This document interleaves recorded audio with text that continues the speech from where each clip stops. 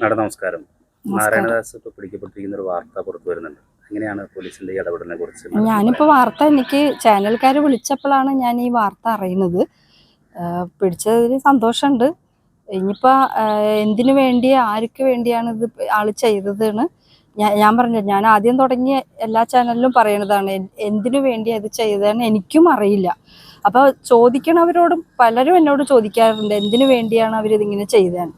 പക്ഷെ അതിന് എനിക്ക് ഉത്തരം കൊടുക്കാൻ പറ്റില്ല എന്തിനു വേണ്ടി അവർ ചെയ്തതെന്ന്. ഇപ്പൊ ആളെ പിടിച്ചതിൽ സന്തോഷമുണ്ട്.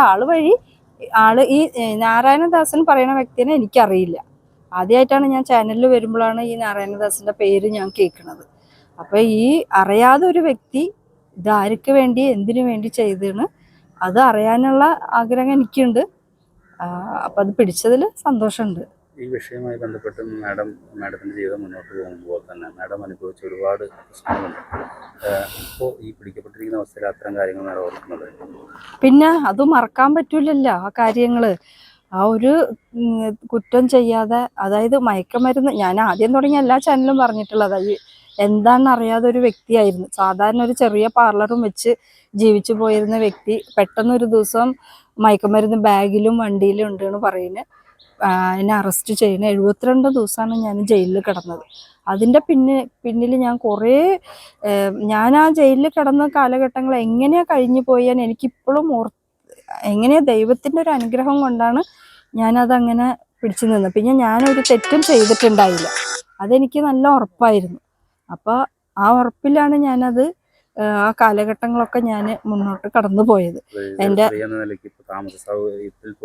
താമസിക്കുന്നിടത്തിൽ പോലും അത്തരം ഇടങ്ങൾ നൽകാതെ ബുദ്ധിമുട്ടുള്ള ഉടമകൾ ബുദ്ധിമുട്ടാവുന്ന സ്ഥിതിവിശേഷം വരെ മാഡത്തിന് വന്നിട്ടുണ്ട്. തീർച്ചയായിട്ടും ഇങ്ങനൊരു സാഹചര്യത്തിൽ ഈ നാരായണദാസ് എന്ന് പറയുന്ന ആളെ പറ്റിയിട്ട് മാഡത്തിന് ഒരു പരിചയമില്ലാത്ത ആളാണ്. വേറെ ആരെങ്കിലും ഇതിന്റെ പിന്നിൽ ഈ ഞാൻ പറഞ്ഞിട്ടുണ്ടല്ലോ, മരുമോളുടെ അനിയത്തി അവരാണ് തലേദിവസം അവരാണ് വീട്ടിലുണ്ടായത്. മരുമോളും അനിയത്തിയാണ് വീട്ടിലുണ്ടായത്.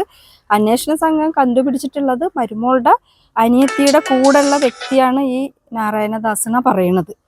അപ്പോൾ അവർക്ക് വേണ്ടി ചെയ്ത്, എന്തിനു വേണ്ടി ചെയ്ത്, എന്താ കാരണമെന്ന് അറിയണല്ല.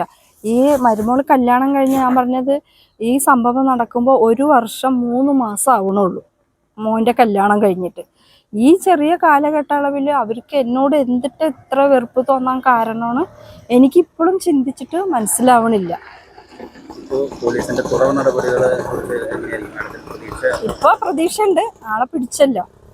പിന്നെ ഇപ്പം മോൻ്റെ വിവരമൊന്നും, മോൻ ഒളിവിലാണെന്നൊക്കെ പറഞ്ഞോളൂ. പിന്നെ മോൻ്റെ വിവരം അതും ഭയങ്കര വിഷമമുണ്ട്. ഒരമ്മയല്ല ഞാൻ, അമ്മയെ സ്ഥിതിക്ക് മോൻ്റെ കാര്യങ്ങളും അറിയുന്നില്ല, എന്താണ് ഒന്നും അറിയില്ല. അന്വേഷണം അവനും ഇതില് നാരായണദാസായിട്ട് നമുക്ക് ഈ ന്യൂസിൽ വരുന്ന വിവരമാണ് എനിക്കറിയുന്നത്. വേറെ ഒരു വിവരം എനിക്കറിയില്ല, ആരും എന്നോട് പറയാറില്ല. ന്യൂസിൽ വരുമ്പോൾ ഉള്ള വിവരമാണ് ഞാനും അറിയണത്.